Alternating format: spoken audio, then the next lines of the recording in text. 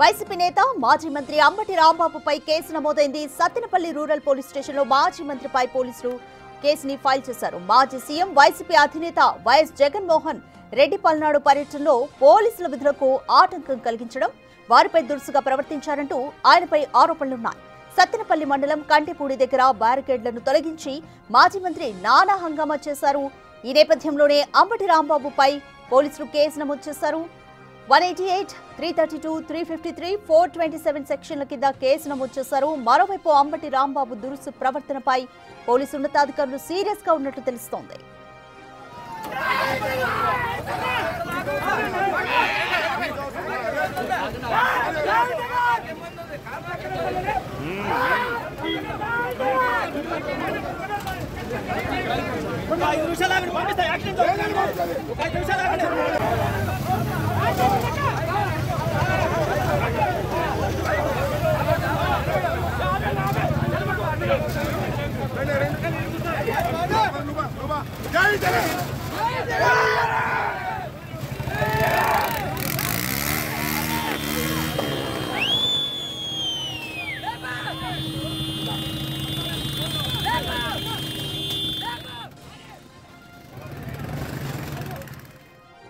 More details మా ప్రతినిధి సాయి శంకర్ అందిస్తారు. సాయి శంకర్, రెడ్డి పల్నాడులో జగన్మోహన్ పర్యటనలో అంబటి రాంబాబు పోలీసుల ముందు హల్చల్ చేశారు. వాళ్ళు ఏర్పాటు చేసిన బ్యారికేడ్లను తొలగించారు. అయితే పోలీసు విధులకు ఆటంకం కలిగించారంటూ కూడా సత్తెనపల్లి పిఎస్ లో ఆయన పైన కేసు నమోదైంది. పోలీసులు ఏమంటున్నారు ఈ కేసుకి సంబంధించి?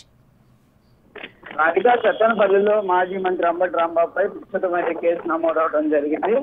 జగన్మోహన్ రెడ్డి పర్యటనలో పోలీసులు విధులకు ఆటంకం కలిగించడంతో పాటు వారి పట్ల దురుసుగా వ్యవహరించడం, అక్కడ ఉన్నటువంటి పోలీసులు ఏర్పాటు చేసినటువంటి బారికేట్లని తీసి పడేయటం, ఇలాంటి సంఘటనలు అనేది నిన్న అంబటి రాంబాబు చేయడం జరిగింది. దీంతో పోలీసులు నిన్నే నోటీసులు ఇస్తామనే విధంగా కూడా చెప్పడం జరిగింది. ఈ రోజు కేసు నమోదు చేశారు. సెక్షన్ 188, 332, 353, 427 ఇవన్నీ కూడా పోలీసుల విధులకి ప్రభుత్వ ఉద్యోగులైనటువంటి పోలీసుల విధులకు ఆటంకాలు కలిగించడం, దురుసుగా వ్యవహరించడం కింద కేసు నమోదు చేసినట్టు తెలుస్తుంది. అయితే దీనిపైన ప్రస్తుతం అంబటి రాంబాబు ఇప్పటి వరకు అయితే స్పందించినటువంటి పరిస్థితి లేదు. నిన్న డిఎస్పీ సత్తెనపల్లి డిఎస్పీ కూడా దీనిపైన స్పందించారు. కంపల్సరీగా ఎవరైతే పోలీసులతో దురుసుగా వ్యవహరించడంతో పాటు చట్టాన్ని అతిక్రమించిన వారందరిపై చర్యలు తీసుకోవడం అనే విధంగా కూడా చెప్పడం జరిగింది. ఈ రోజు అంబటి రాంబాబు పైన కేసు నమోదు చేశారు. అదేవిధంగా నిన్న సత్తెనపల్లిలో ఫ్లెక్సీలకు సంబంధించి వివాదాస్పదంగా చేసినటువంటి కొంతమంది